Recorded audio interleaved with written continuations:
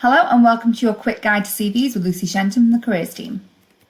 So in this short video, I'm going to cover what you need to include in your CV, how to structure and style it, how to tailor, and then how to add in your cover letter as well to make a really effective application with CV. So first thing to say about CVs is it really is in your hands as to what you include, how you style it, how you produce it. But there are some basic rules that will help you and guide you in producing a really effective CV. So first thing is what sort of information you're going to need to put in there. So first thing to say, personal information, your name, your address, email, telephone, all your standard contact details need to be in there. Also really worth thinking about if you do have any online presence, so maybe your LinkedIn profile URL, maybe you have a website, a blog, whatever it may be, anything that directs an employer to any professional online presence, you can include that information in the personal information as well. More than likely, you're going to go into a personal profile, which just is a really quick and concise summary of your skills, experience and qualification and motivation for actually application. It's really important that this constantly changes with every application form so that it's tailored to what you're actually applying.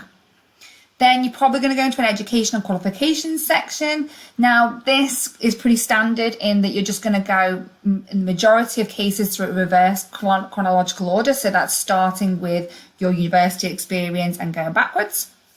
Now, really think about the detail and depth of this as to being whether it's relevant to the position. So if an employer is really looking at the discipline that you've studied and will really want to know about those modules and what grade you got in them, then yes, you might want to put that level of detail in there. If the employer just cares that you've got a degree in general, then you probably won't want to go into great detail. So it's really, again, about thinking about what's relevant to the employer.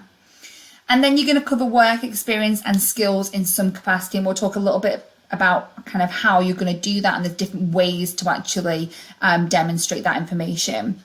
So they're the main areas that you're going to cover, and I'd say that in most cases you're going to want to cover them. These are slightly sort of more optional, and these might be something that you consider, but again, it's going to be about whether it's relevant to the employer, whether it's relevant to the position. So I would really just say give some thought to that. Interests, so hobbies, interests, whatever you want to call it, what you do outside of your work. Really only include this if you think it's relevant, it's unique, it says something about you, and obviously that it's true, okay? Really just ask yourself why you're telling the employer that. If it's, if your interests are, generic, socializing and so forth, then, is that really going to be of interest to an employer? It's worth considering that question. However, if you have something that shows you're really driven, it's really interesting, maybe has a loose connection to the career you're going into, then of course, that might be of relevance and you want to include it. Achievements, awards, again, think about if there's anything that links in to maybe what skills they're looking for or what personal attributes they're looking for and whether you want to include those. Additional information you might have in there that might cover things like a driving license, additional languages you might speak. Again, just things that really don't fit with anywhere else but that would be of relevance. And then references. So we've said, include this in an optional way, but you're going to always at least state that you have references and you're able to provide them. And sometimes references aren't available on request is what's stated there. So you can include all of the details of the references and you can just state that they're available on request. It's up to you. So it's optional in the sense of how much detail you're going to provide about those references. And I would really just say, if you've got much more to say in the CV, which is really selling you and is really important, then don't sacrifice that to put your references in. So thinking about the actual style and structure of it, so we thought about what's actually going to be in there. So just a couple of pointers on actually how you're going to produce something which has some real impact when it's sort of there on paper or on screen. So first thing to say is that it should be around 2 pages of A4. So there's lots and lots of debates, lots of employers that have different ideas of what's a good CV and what isn't. One thing that they mostly agree on is that it's about 2 sides of A4. Some employers will ask specifically for a 1-sided CV, but most, if standard, is 2 pages. Think about the layout and format visually, looking kind of clean, being quite impactful and directive into different sections. So you just want it to be really, really obvious where the sections are and what they are. And you want everything to be formatted consistently. Okay. Then when you're actually writing it, you want your language to be professional, clear, concise, and you don't want any errors in there. So no typos, no spelling mistakes, make sure the grammar's all correct. And the best way to do that is to actually get somebody else to look at it or get multiple people to look at it. It's very, very difficult to spot your own typos and so forth. So get somebody else to make sure that there aren't any errors and it's all consistent. You want it to look balanced on paper, so you don't want it to look like it's just a big wall of text. You want some white space in there. You want bullets as well as paragraphs and so forth. Just make sure that you just keep it simple. You know, you don't need to have a big elaborate CV that's really fancy. Just go simple, effective, clear, concise, and just really easy to engage with if you were the employer. Always be thinking about what that employer is going to be looking for when they're actually reading that CV. And this sort of goes back to that tailoring element.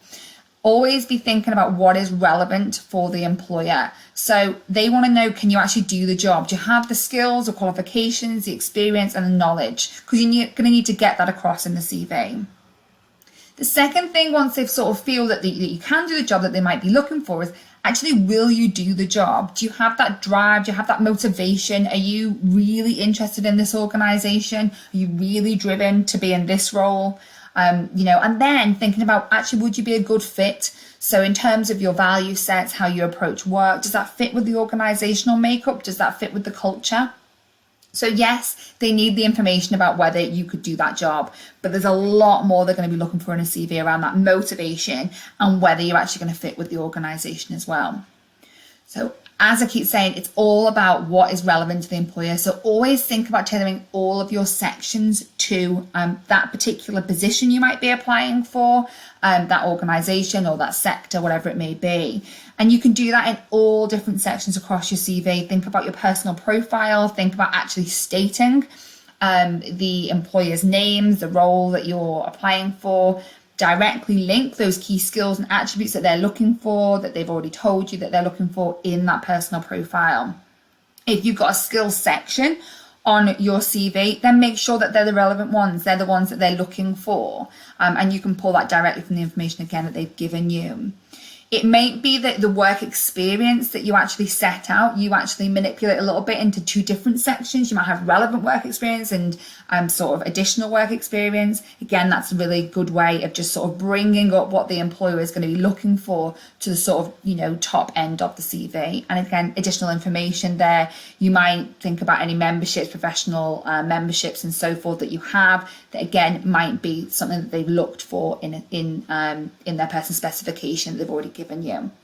So all of these sections can be tweaked, can be moved about, and really the point here is just to make that CVs are something that are going to be evolving all of the time. You don't just do a CV and don't look at it again for, you know, another couple of years and just keep banging that one out for all these different jobs. You always need to be sort of tweaking it and manipulating the information so that it's really going to be of relevance to that particular employer.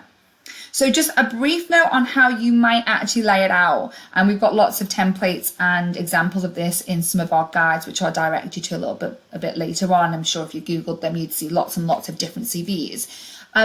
So it's worth just taking a look at this one in terms of formatting. This is what we would talk about as a sort of a reverse chronological order CV, or a kind of basic standard CV, if you like, where it just goes through education in reverse chronological and then it goes into experience reverse chronological.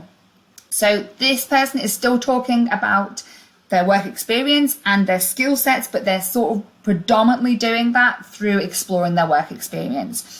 And these CVs are really useful if you do have some direct relevance to the sector that you're going into. And you can see here that everything that hits you, if you were the employer, sort of, this is a law CV, you can just see that it's always talking about that, and sort of the information which is additional, so like the other experience you might have or the other skills you've got, comes lower down in the CV. So you can just see how kind of useful this format is for this individual to get across just how, again, how much they fit, how much they're motivated within that sector and so forth. If you don't have loads and loads of work experience in the sector you want to go into, you might want to consider something like this, which is a skills-based CV, where you'll still get a personal profile, education in reverse chronological order, but then you're going to go into more of a skills sort of analysis or a skills demonstration. And you're going to take these from what the employers told you they're looking for. And you're sort of saying, actually, it doesn't really matter where I've gained these skills from, but I've got them. So it's using all of your experience and using those transferable skills you've gained from it, but it's not focusing on the work experience. It's just focusing on the skill set. But again, you're still going to do the same thing. You're still going to talk about work experience. You're still going to talk about your skill sets. You're just doing this by the vehicle of a sort of skills outline or a skills profile. So again, you can see here the use of bullets, how it's nice and clear. It's really kind of obvious where the different sections are. And again, it's really, really tailored to the area that they're looking to go into. And they've pulled up things like the relevant work experience to the sector. So you don't have to pick a reverse chronological order or a skills base. You can do a bit of amalgamation of the two. You can sort of invent your own style completely, just following those principles of keeping it clear, concise, well formatted, and always with what is that employer looking for at the top of your sort of list of what you want to include. And then just another brief note on cover letters. So really to make the point that every CV that goes out should always have a cover letter with it. It does take a little bit more time, but it really does demonstrate your genuine interest and motivation to actually apply for a position. And it can really set you apart from other candidates. So cover letter is generally about a side of A4. When you're emailing this, it can either be the main body of your email or it can be an attachment. Doesn't matter too much, just as long as it's obvious what it is. And within that cover letter, you want to cover things like what prior contact have you had with the organisation, potentially, if you've done one day of work experience there, or you know somebody who works there, or you chatted to somebody at a particular presentation, whatever it may be, you might want to include that. And then talk about what your motivation and interest is with the role in the organisation. And you want to show that depth of research you've done and a genuine matching of your own personal interests or values, whatever it may be, and how they match up with the organisation and the role. You're going to pull out those relevant skills and experience that they're looking for again. So don't worry that you're repeating yourself in your CV. This is your chance to really make it very, very obvious that, you know, this is what you're looking for and this is what I've got. This is why we're a good match. And just really try and come across as enthusiastic and passionate and motivated within that role, and, you know, show that enthusiasm for wanting to progress through the recruitment process. Again, same rules apply. Make sure it's clear, concise, it gets to the point, it's written professionally, there's no errors in it, and that it's tailored throughout. You're not just lifting this from somewhere else and dumping it in. It sounds like it's been written for that role and for that organisation. And as I said, you're going to always want to include that cover letter with any CV that goes out. In terms of supporting you to actually put together a really effective CV, we've got loads of support at the Careers team, and specifically within Careers 24/7 platform. So we have the CV builder, which is just a basic template, just pulling together the relevant information that you might want to use. You'll need to tailor it thereafter, but it's a good way of just collating the information. Then we have a sort of CV 360, which is an analysis, a digital analysis of your CV. It does lots of checks about sort of what's included, and it gives feedback on maybe where you can make some developmental changes. But that's all done sort of through digital analysis. You are ultimately wanting to always get somebody else to look at it. So we do also have that one-to-one support, so someone can actually review it and really help to perfect it as much as possible. They can proofread it, they can quality check it, they can make sure that it fits with what you're going for, and then they can give you that real supported developmental feedback for you to make those necessary changes. So lots and lots of support for you there within the careers service. So do make sure you use it. I hope you found this useful for putting together a really effective CV. See you in another one soon.